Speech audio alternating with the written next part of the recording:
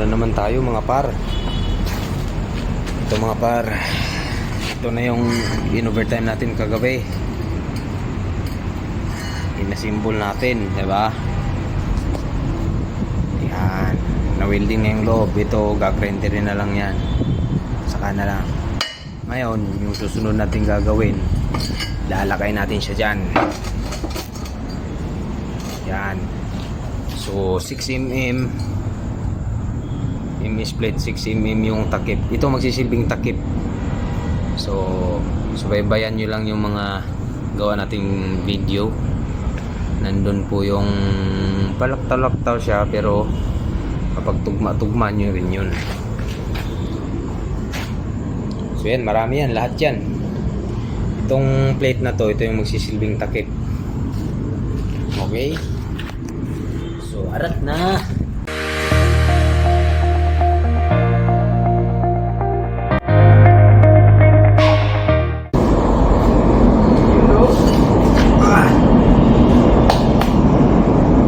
Natin magpincha. Naruto.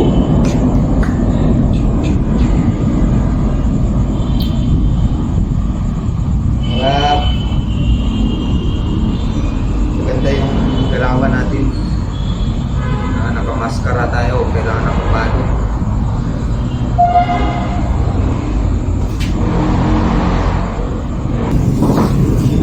Siyempre, ganun pa rin. Dasal pa rin bago magtrabaho. Wala. Dasal na tayo. Tapos na kanina.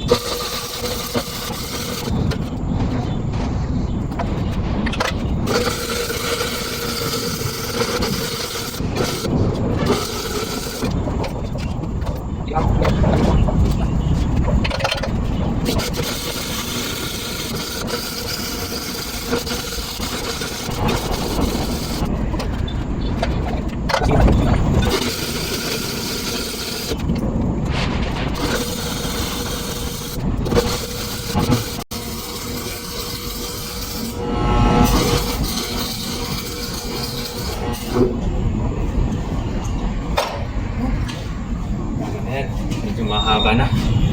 30 minutes. Wala nang manunod ng 30 minutes. Ayan na guys.